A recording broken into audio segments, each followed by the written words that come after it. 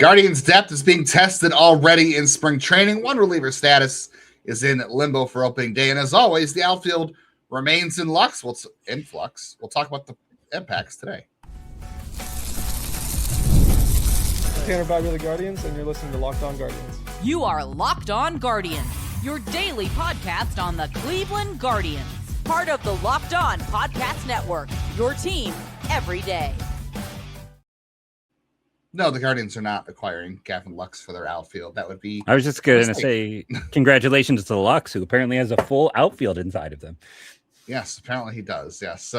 This is Locked On Guardians, your daily podcast on the Cleveland Guardians. Nobody else is covering your team every single day, from the majors, the minors, the draft, and everything in between. Proud part of the Locked On Podcast Network, the #1 sports podcast network, thanks to you. And I am, of course, Justin Lada, if you're a returning viewer. But if you're new, I have been co-hosting this podcast with my friend and co-host Jeff Ellis for the last 4 years. And I've also spent 19 years covering the Guardians minor league system as a prospect writer and editor. And, I have been here. I am Jeff Ellis, as I said. I believe it's almost 8 years now that I've been doing this podcast. It's been a nice long run. Before that, I was a national writer at Scout and 24/7, focused on prospects in the draft. So I want to thank you for making today's episode your first listen today and every day, wherever it is you get podcasts, as well as a big shout out to all of our everydayers, all of our insiders, all of the people who comment daily. However you contribute, however you join the show, thank you so much for your contributions. Yes, thank you very much. And I know we had a lot of questions recently, too, about the Fantasy League. I am putting the messages out to the Insiders Club and the Everydayers Club. So if they want to join, they can do that. Should get an email this week. I think Jeff is not doing that again. He did it the first year, and he was like... I don't do fantasy in general. I gave up my team to someone who wanted it. Like, it's nothing against anyone. Fair. I don't do fantasy sports anymore.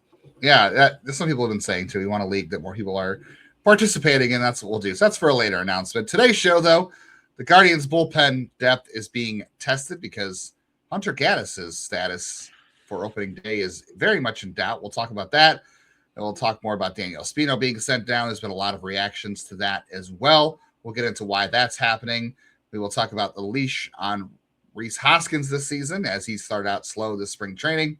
And later on in the show, we'll talk about the outfield and how it's going to shake out, because it's still very messy at this point. I want to let you know, too, before we get started, the episode of Locked On Guardians today is brought to you by our good friends at MLB The Show 26. Visit MLBThe.show/LockedOn. If you use our code LockedOn, you're going to be able to unlock a free pack for use in Diamond Dynasty. Pre-order now. Available March 17th on PlayStation, Xbox, Nintendo Switch. Baseball rated E for everyone. So, yeah, the Guardians, focus this offseason on improving bullpen depth, obviously being down there accused former Hall of Fame track closer. Probably did not plan for Hunter Gaddis to get hurt. So right now he is dealing with what they're calling forearm soreness.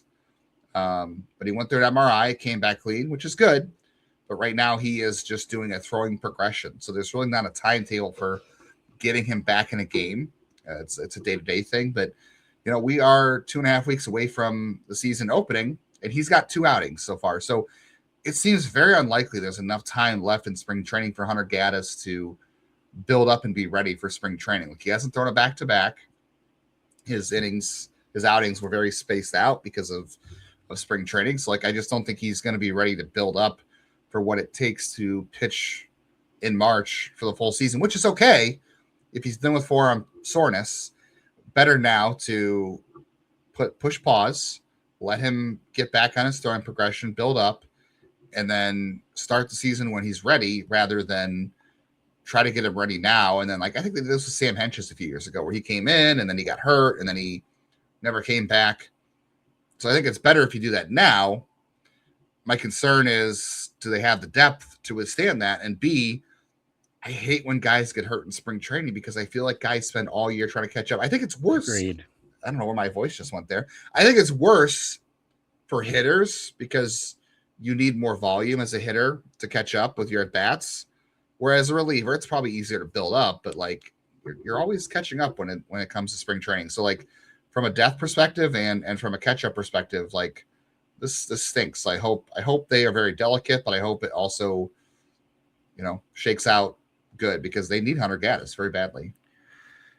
Yeah, as I was saying, talking over you, which I know people love, it's like I really agree with you. It's like it feels like a spring training injury is literally the worst time to have it because of how long it takes some guys to come back. Now, I'll say the other side is, you and I could be doom and gloom because we've seen too many negatives, but it's like I do think back to something like Ben Lively. It was not quite the same injury, but he almost had that entire camp knocked out and he was able to find his footing. I'm just trying to find a positive. I'm going to be very honest, everyone, because it is a situation where you're like, oh, this doesn't feel good. This is a little bit scary.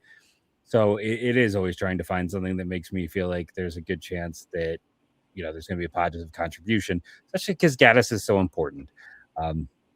They went out, they added Tron Armstrong. Welcome to your new 8th inning role now. Gaddis, he wasn't as good as a year ago, but he was still pretty darn good. He was a solid reliever. I think we all got spoiled by the year before and kind of forgot what it's like when you don't have just the best bullpen that was ever existed situation. But overall, with that team, they don't have an easy way to replace him. There's no quick way forward. There's nothing that really works where I can sit back and be like, oh, they've got a really easy answer because the guy who I would have hoped to have been that easy answer in the 8th inning role hasn't pitched at all because of injuries as well, and that's Walters. Yeah, I mean Walters is going to be much longer. We knew that going in because of his situation a year ago, so we knew that going in too. So he's not part of it. Yeah, Armstrong luckily has had a very good camp. He looks very solid, exactly what we had hoped. You're right. Ben Lively had a good 2024, despite the fact that an illness knocked out his camp, and then Slate Ciccone missed much of camp last year with an oblique strain. He had a good season, even if it was a little bit not smoke and mirrors, but kind of smoke and mirrors. Like he outperformed his peripherals and metrics and all that kind of stuff. And sometimes that happens, but he still performed well despite the fact that he missed most of spring training. And Joey Cantillo, the other year too, he also missed a lot of spring training with an oblique issue, and he came back and pitched very well too. So, guys, I think it's easier for pitchers too. Like at least, I don't know. I guess an oblique strain is probably not quite as bad as a arm issue for a pitcher, but obliques are still pretty bad because like everybody in baseball is very rotational as an athlete. So that's not a great injury, but I don't know. We'll see. I'm not like doom and gloom over because like the MRI came back clean. So that should be a good thing. So I think they'll be careful with them because you'd rather have Hunter Gaddis healthy in like, August and September if there's a playoff spot to be had and not trying to push him back in March and April when he's not ready and not much better in the cold, right? Like you don't want to be going to Cleveland with a sore forearm trying to warm up and it's 30 degrees. Like I just looked at the forecast for the home opener the other day and they're calling for like sleet and freezing rain. I'm like, could you imagine Hunter Gaddis trying to get loose and that arm just never gets loose in that weather. So caution is your best friend right here, but it's going to test them. Like you said, Armstrong's going to have to be the setup guy. That means, more Matt Festa early on. And that means like Brogdon's going to make it. I think he was always going to make it, but like that means Peyton Pellett probably going to make it. And Holderman is the guy. Feels like Holderman. Yeah, Holderman might benefit from that. They said Kobe Allard was going to be stretched out as a starter. So like I thought, maybe they'll add Kobe Allard back to the bullpen on the 40 but like if you're going to stretch him on as a starter, I don't think that works. So I'm very curious to see how that goes. But I know a lot of people also wanted Daniel Espino to claim that spot, Jeff. And look, Daniel Espino, it's a great story. He's he pitched good in the fall league. The metrics are good. The fastball velocity's back. Everything looks good. But it's 2 spring training starts, or not even starts. It's 2 spring training outings, 1 inning apiece, 5 days apart, 6 days apart, actually. They need to be super careful here and figure the plan out. Like he was never going to make the roster out of spring training. And I've said multiple times, Jeff, he's going to go back. He might stay in Arizona when camp breaks. Like he might stay in Arizona to figure out the path going forward. Yeah, I mean, I agree with you. I've always agreed with you. I agree that the path forward definitely, he is not ready to jump into a bigger role as much as we might want him to do. He's not ready for that. If you're a real rational person, I think all of us would agree. There's no way you can just throw him in the big leagues with all the time he's missed, with a lack of development. His velocity was good for a normal pitcher, but it was even, a little bit. His performances were solid, but they weren't mind-blowing, right? Like, I guess what I'm trying to get at. Like, we've seen him have higher velocity in the past. We've seen him have a few things work a little better. Like, he's not all the way back yet. Yeah, he topped out at 97. We've seen him at 102, holding 102 in like the third inning of starts back before the injuries. That might be a little unrealistic to think he's ever going to get back to that point, but the slider was still 90 miles an hour. Is really good. Just think of this. You're patient with Hunter Gaddis right now. You're patient with Daniel Espino right now. There's a good chance by August or September, if those guys are healthy, they are both in your bullpen with Sean Armstrong, with Cade Smith. And my God, that's a bullpen that Andrew Walters too. You could have Andrew Walters. God only knows if Franco Alaman figures it out. Like those guys, if you're patient with all of them, that bullpen could be extremely, extremely devastating. So that's one of those things you can afford to be patient on, which is why the Guardians were so dead set on adding bullpen depth this offseason. All right, we got to talk about Rhys Hoskins. He had his first home run. It's been a little bit rough for him. So we'll talk about the expectations for him in the regular season and what kind of leeway he will get to meet those coming up next. Thrilled to be talking about our new sponsor on today's show, MLB The Show 26. The greatest game in baseball is back with its newest installment. Baseball fans, you are going to have a hard time pulling yourselves away from this edition. I've told you before, I started playing MLB The Show a long time ago with my friends. We played a lot of late nights on franchise mode, making trades. Before we even played a game, discovered that you couldn't throw a fastball in some of the old games because it would be hit by one of my friends for a home run right away. Eventually, I evolved into Diamond Dynasty, Road to the Show, all kinds of fun things my friends were getting involved in. I want to get involved too. I even switched back to a PlayStation just to play MLB The Show. If you are a gamer or baseball fan, you want to enjoy America's pastime in a new, exciting way, you're going to love MLB The Show 26. Play as your favorite team, franchise players. See if you have what it takes to win your own World Series. Visit MLB.theshow/LockedOn. Use code LockedOn to unlock a pack in Diamond Dynasty. Internet connection required. Pre-order now, available March 17th on PlayStation 5, Xbox Series, S and X, and Nintendo Switch. Baseball the way it should be. Rated E for everyone. Workplace chaos, deadlines are stacking up, and your inbox is overflowing. The one position you have to fill is still sitting open. Who wants to be part of that? When the pressure's on, you need to get the right hire. This is a job for sponsored jobs. Indeed, sponsored jobs is going to help you reach the people who actually fit what you're looking for. Skills, experience, location. You're not just hoping the right candidate stumbles across your post. And the stat that says it all, in the minute we've been talking, companies like yours have made 27 hires on Indeed, according to Indeed data worldwide. So if you're hiring, spend less time searching, more time interviewing candidates that check all of your boxes at Indeed sponsored jobs. Less stress, less time, more results when you need to cut through the chaos and get the right person for the job. If you're a listener of Locked On Guardians, you're going to get a $75 sponsored job credit to help your job get the premium status it deserves at Indeed.com/podcast. Go to Indeed.com/podcast right now. Support our show, saying you heard about Indeed on Locked On Guardians. Head to Indeed.com/podcast. Terms and conditions apply. Need to hire? This is a job for Indeed sponsored job.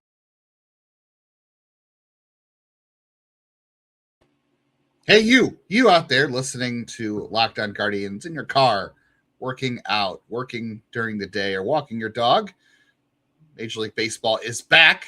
You can lock in by joining the Everydayer Club. That gets you access to ad-free episodes of the show and also our group chat on Discord where we're talking about every game every single day. Plus, you can chat with other hosts of your favorite teams on the Locked On Network. And check that out at lockedonguardians.supercast.com.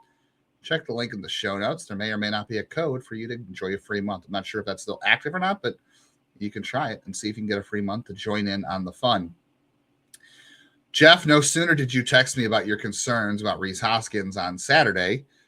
Did he hit a home run? He had a 12? He had like a really long at bat. I have to go back and look at the exact numbers because this weekend it was more like Friday. I was texting you. I would say it was exactly was it Friday. Yeah, I sent you. We had a little bit of discussion on Friday into Saturday, and we had some back and forth with it. But yeah, he did hit that home run. He had a 9-pitch at bat against Michael King before he took him deep his next at bat. So yeah, he did have that. Before that, he was 1 for 15 or 1 for 14 with 8 strikeouts in 4 games. So but as ugly as it could get before then. Correct. The question is, and we've seen this before. Like we've seen the minor league deals, right? We've seen Hanley Ramirez hitting fourth and then be gone by June, or Carlos Gonzalez. Who can forget Carlos Gonzalez back cleanup one night and the next night he was off. Domingo Santana. Domingo, that was 2020, but I mean, I know, yeah, but there's been a long history of it. Yes, we've seen this before. So the question is, I don't think there's any questions. We've seen a lot of people asking, "Oh, is he in trouble, in danger of not making the team?" I don't think so.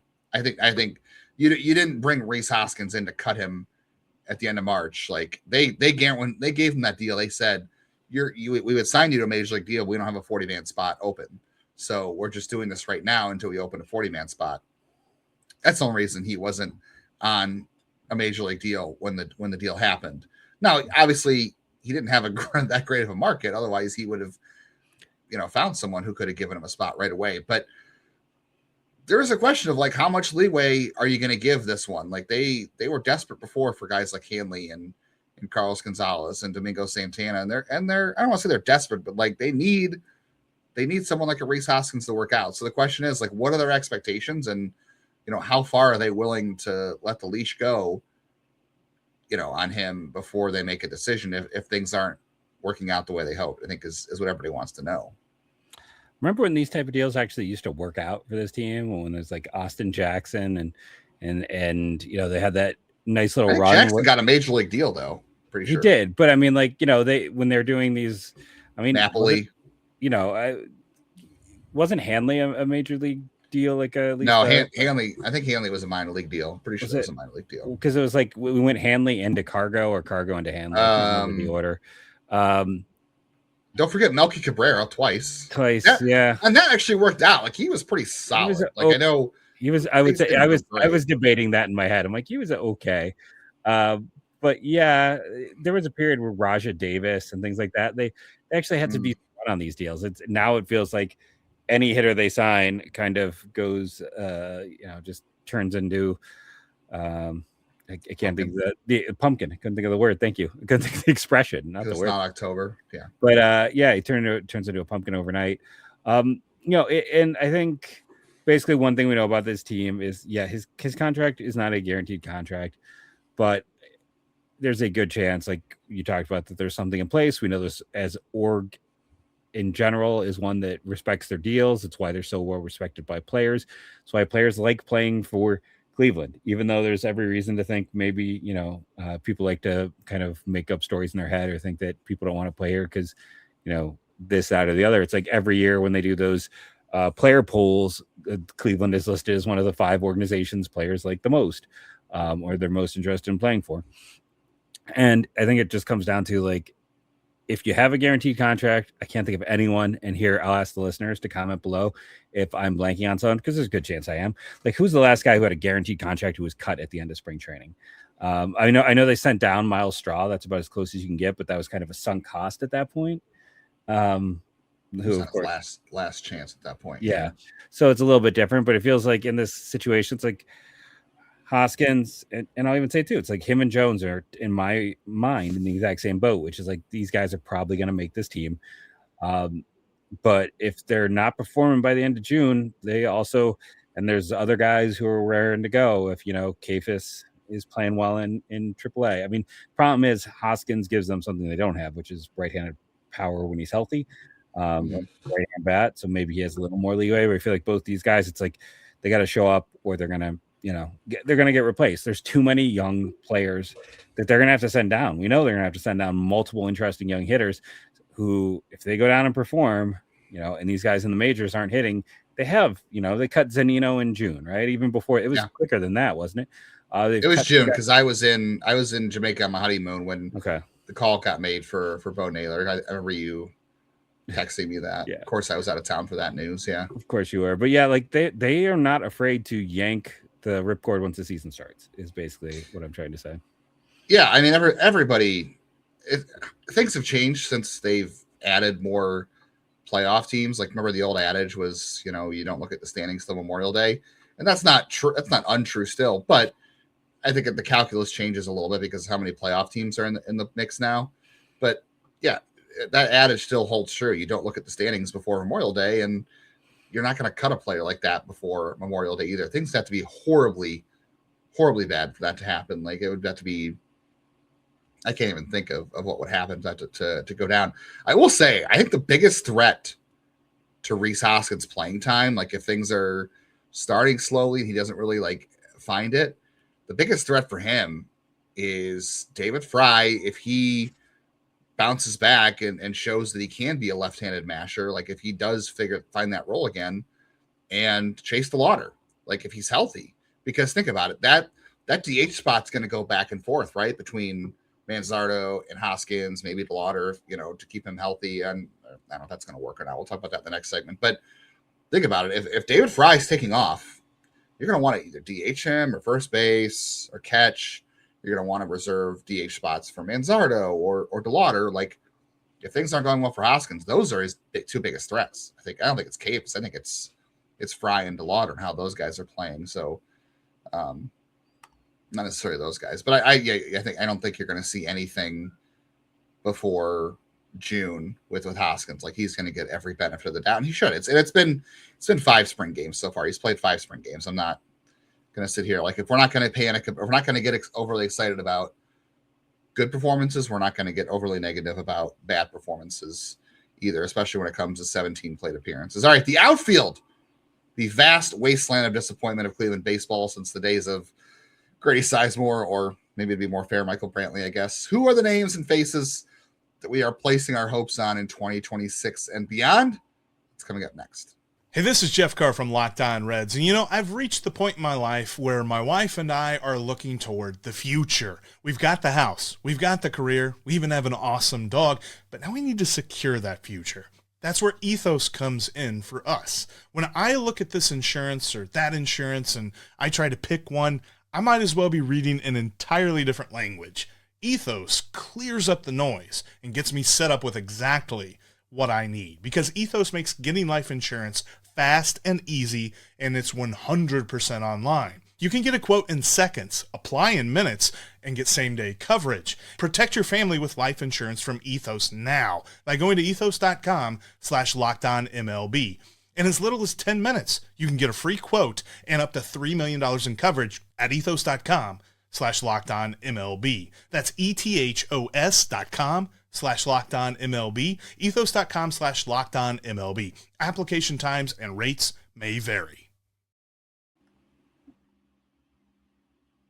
MLB opening day, it is almost here. We got a little taste of that spring weather in Northeast Ohio. You can feel it, the fresh starts, the big expectations, the first crack of the bat, and the race that goes down to the wire in the division. Nothing like being at the ballpark, right? The only problem is it's a pain getting tickets. You got queues when games are really popular, surprise fees that nobody likes to jump at checkout, and that is where Game Time comes in. It is the app that's giving fans like you and I the advantage with the constant innovation. It's how you unlock amazing tickets and experiences with just a few taps. And it's really simple to use. I've used it multiple times. The Game Time guarantee means you get 100% authentic tickets delivered on time at the best price. And the best part is that the fees are included. So the price you see is the price you pay, period. I've used it multiple times at the last minute. I'm going to use it again. I think I might use it for MAC tournament tickets coming up, honestly. I want to go to that. So I might be checking some prices on Game Time for that. 2 taps and you're done. No stress, no hidden fees, great seats in minutes. What makes it so easy to decide to go to that game last minute? Take the guesswork out of buying MLB tickets with Game Time. Download the Game Time app, create an account, use code LOCKEDON for $20 off your first purchase. Terms apply. Again, create an account, redeem code LOCKEDON for $20 off. Download the Game Time app today.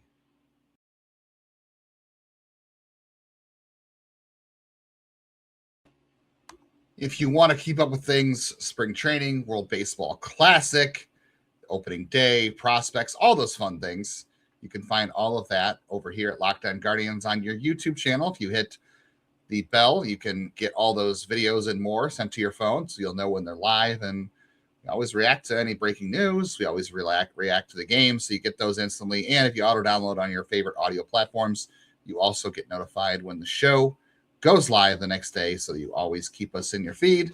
And we're always talking Guardians baseball with you, which is, what we all want. You want to hear more Guardians baseball? We want to talk more Guardians baseball with you. So let's keep doing that. Download on all your audio platforms.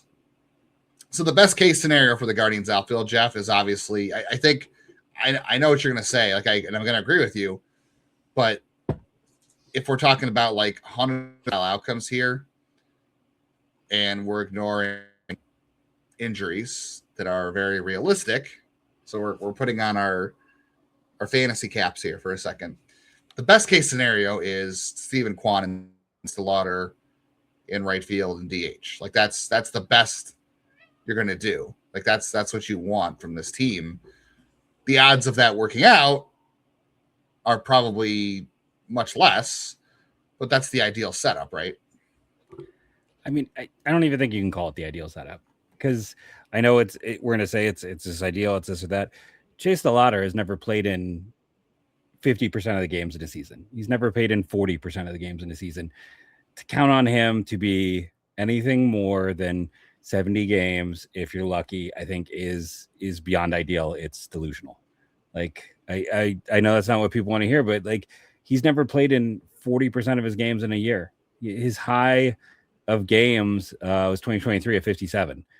He's never crossed 50 in a year outside of that. Last year, the 42 games he had was the second highest amount of his career. Like, I want to believe it's a lot of fun when he plays, but like Chase DeLauter almost has to be viewed as a cherry on the sundae and not someone that you can pencil in. I mean, hopefully he proves me wrong. I want to eat these words so bad, because if he is out there, I think he's a legit Rookie of the Year candidate. He's a legit like bat in the middle of this lineup, but I mean, he was never healthy in college. He's never been healthy in the pros. We're talking since, the 2020 season got called short, so we can't really use that. But since 2021, he's never played in 50% of his games. That's alarming. How many games does Chase DeLauter have to play to win Rookie of the Year? Over 100. I mean, he's got to play like 120. Well, yeah. I mean, easily. There's going to be so many guys. He's probably got to play closer to 130-ish. I was looking that up the other day of like how many games the last several Rookie of the Years have played in, and it's been over 100, like 100. Like if he can get to 100, I feel good about his chances at least being there. But I think you're right. If he's going to win, he's got a very tough pool to compete with. I think it's got to be over 120. He's played a total of 138 games since they drafted him. I think you've almost got to do a 50. I think you've almost got to do a 50-50 split of outfield DH. Like I think he has to have an even. I mean, I don't even think it's that. I think he's got to take off every third day or something like that. Like I just think his body physically can't hold up. Like I think he shouldn't play against lefties just because they need him to just give him a. It's a guaranteed way to give him a day. If you want to maximize it, that's he is a lot of fun. He could be a very special hitter, but like he's really going to tax your bench because you can't count on him being a full-time player. Right.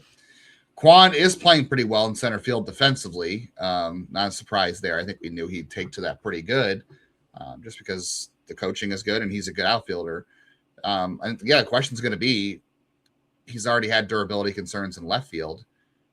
How much more is center field gonna sink from him if he can't keep up? Like that's the concern, is if you do put Kwan in center, yes, it's a better alignment for who you can fit on the roster, but is it really worth it if you sink Kwan faster than he already sinks and struggles to play well in the summer? Like that's another bat they already lose him anyway with what's been happening, but you put him in center field, it's a bigger risk to bring that on quicker, and the floor goes even lower. So like I don't know if this offense can afford to do that with him. You know what I mean? Oh, I agree. I mean, that's been my concern from the start. It's like he's got bad hamstrings. His range and outfield has been in decline in left field the last few years by outs above average, because we know there's hamstring issues and other issues. He's a wizard in left field. It's not easy to judge the wall. He is so good at hitting cutoff men. Wherever he plays, he'll be fine defensively. That's not my concern. It's the offense. He's not enough. The thing you talked about with like, and we have this debate all the time. It's like they can't have Gabby Arias in spite of his defense on this team because they can't hide his offense. Well, if you're having such issues with offense, can you afford to take one of your really proven hitters and put him in a position that's going to be more taxing and more likely to take away he is likely to be less productive offensively because he's in center field, right, taxing on his body, and it's a new position. Can this team afford to do that? Yeah, I think that's a great point. I really do. I mean, they are obviously going to believe in him, right? They're going to say, well, we believe in him, but the numbers don't lie. Like his May, June, July are pretty not good. Like there's no other way to say it. And he just gets run significantly below average in the second half. Correct. Yeah, he disappears. Like he made the All-Star. I'm not saying he doesn't deserve to be an All-Star. He's a good player, but like he hit 400 in April in 2024, and then he didn't. The anti-Jim Thome. Okay, yeah, Jim Thome always had bad Aprils. Yeah. Hey, he hit a home run to beat the Angels on opening day in '98. I remember because I was there, and I told my dad before we got to the game that he was going to hit a home run to win the game, and he did that. So I should have played the lottery. I told my dad to play the lottery that day, but I was 9, so I didn't know. Just for those who are curious, his second half for his career, his rookie year, he was actually fine in the second half. Consistent. Yeah. But it's a 10-point drop. And the last few years, it's been closer to a 20 or 30-point drop relative. And then September, he shows back up, which is weird. But he was only about average in those Septembers. It's just that he's not terrible. Yeah, he gets off these hot starts. They really need him to have a consistent full season, and putting him in center field puts increased risk on that not happening, which is why we have to watch Nolan Jones try to swing the bat, because I got to be honest, like nothing against Nolan Jones. Great kid. I think he's a fantastic dude. I've always heard great things about him. As a baseball fan, as a Guardian, the person who watches every Guardians game, having to watch Nolan Jones and Gabriel Arias and Brian Rocchio hit in succession in a lineup, it's very painful. And the only reason to me Nolan Jones is on this roster is because they're worried about DeLauter's health and Valera, who's having a pretty solid spring training. He has as many health issues as DeLauter does. I think Valera is making the opening day roster, to be honest. But I think Jones is here because Valera could drop at any moment too. But it's the same thing like with Kwan. Like I think Jones is here too because they have to be concerned about Kwan. Like if they decide that Kwan shouldn't play center, then your center fielder has to be Nolan Jones. I guess it could be Martinez, but he can't play best in a platoon. He's best in a platoon too. It's like, and the metrics are really poor there. That's the thing. I think Valera can't make this team if Jones makes it. I don't see enough. Oh no, there's not enough room on this roster. You can't have Kwan and Valera and DeLauter and Jones and Martinez and Schneeman. Like they all can't make it. That's 6 guys. So like Schneeman's on the roster because he can play every position and play it well, and he runs well too. He gives you extra speed on the bench. And, his at-bats are usually pretty good quality sometimes. Martinez is making it because he also plays multiple positions. He can't play second. He can't play outfield. He can do his best work from the right side of the plate, possibly. So, like, he's going to make it. So, and there's Kafis, which everyone keeps talking about, too. Like, Kafis is not making it. And I don't think both Valera and Jones can make it. So, Jones's entire spot on the roster, I think, comes down to whether or not Kwan plays center field. Because if he does, then Jones, I don't know what you do with him. But if Kwan plays left, then there's an opportunity for Jones, but then you're squeezing Valera out. I know it's going to go against everything we just talked about. I think I would rather try to play Kwan in center, and I would try to play Martinez and Valera and DeLauter in the outfield. I just can't do it. I understand the logic of it, but the problem is you're setting up an outfield with 2 guys who have never been healthy their whole lives. You're setting yourself up to have some collapse. Which is why I wanted to bring an external option in, and they never did. They couldn't. Nobody wanted to. Well, no one wanted their money. Nobody wanted to be Ryan Rayburn, except for Stuart Fairchild. No one wanted to be. By the way, he's hit the crap out of the ball in Taiwan. He has. Or Japan. Here's the thing. I honestly think it's going to be Jones, and I think Valera ends up down in AAA. As well, and I don't want Kwan in center just because of what happens there. I don't love the idea. And I get that too. I get that. It's like I want Kwan and DeLauter, and honestly, it's like I would almost rather like with Schneeman runs the best of anyone outside of Martinez. The kid works his tail. Like I'd almost rather see Schneeman out in center field in that situation if you're going to run like before. And he is, everyone talked about Cal. I brought this up on a solo show. Everyone talks about Cal Manzardo is like the best spot, best addition in camp. Schneeman has also added quite a bit of muscle, and he's got a profile that works if he could ever hit the ball hard. So I'm not saying that he is going to be a starter or anything, but I mean, Schneeman Martinez, or not Martinez, give me Fairchild. I don't know what Jones is going to do. I don't know what they hope to get out of Jones, but same here. I don't know what they know. Jeff, we're running out of time, but I honestly think the reason. Well, we're not because we have so many ads, so we can go a little bit longer today. I'll throw that. Okay, I truly think the reason, and maybe I'm off base here, I think the reason Jones is still here is because they are afraid to cut him, see him go somewhere else, and then he takes off again. Like he finds that something close to that Rockies 2020. He's never going to get back to that, but like I think it's. I think they're afraid. I think they're think afraid that he goes somewhere else and produces. No, I mean, because, you know, when I think you're right. When you look at the profile of hitters who are successful, he is very close to that profile of some of the elite hitters. In terms of he's currently chasing too much, but like if you get rid of the chase part and, you know, it's like the hard hit, the walk, the other things, I think it's half that. And I think it's half their concerns with health. Yes. It's just like, and I think the third part is honestly the lack of depth they have at center field. And again, like I did not do a now when they signed Stuart Fairchild. And I say this as the person who had Stuart Fairchild ranked the highest of anyone in his draft class. Okay. Stuart Fairchild until last year had the most WAR of any hitter in the history of Wake Forest University. Most productive major league hitter from Wake Forest until last year. I don't know why that changed. I don't know. I don't know. Who beat him? Who beat him, Jeff?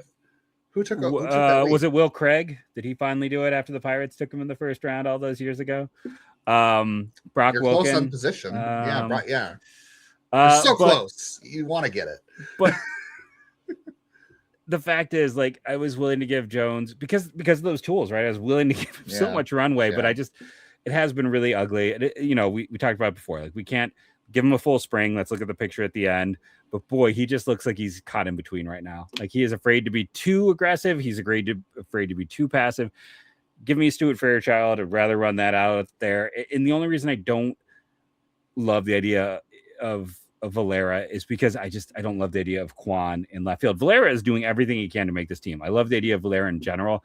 I'm just so afraid of it's the alignment. It's the alignment. I'm afraid of Kwan's defense, and B, I'm afraid of losing how special he is in left field. I think it's underrated how hard left field can be in Cleveland and how masterful he is at playing left field. Yeah, especially in Cleveland. That left field wall. Yeah. You're 100% right. And like you said, a lot of balls get into left field. Like it's where the most majority go. Yeah. All right, we have gone well past the time. I hope you enjoyed the discussion today. Let us know who you can or can't stand to see in this Guardians outfield, and if we'll ever be able to stop complaining about it. We didn't have time to talk about Petey Halpin and Jason Churio and Alphonso Rosario and Jace Lavalette and Khalil Watson. Khalil Watson. I think we'll have a show later this week where we can make that a segment. So we'll get there. Thank you for tuning in. Make sure you check out the Everydayer Club, ad-free shows, Discord, all that and more. We'll be back with you tomorrow to talk more Guardians baseball as always. Thank you for joining us, and go Guardians go.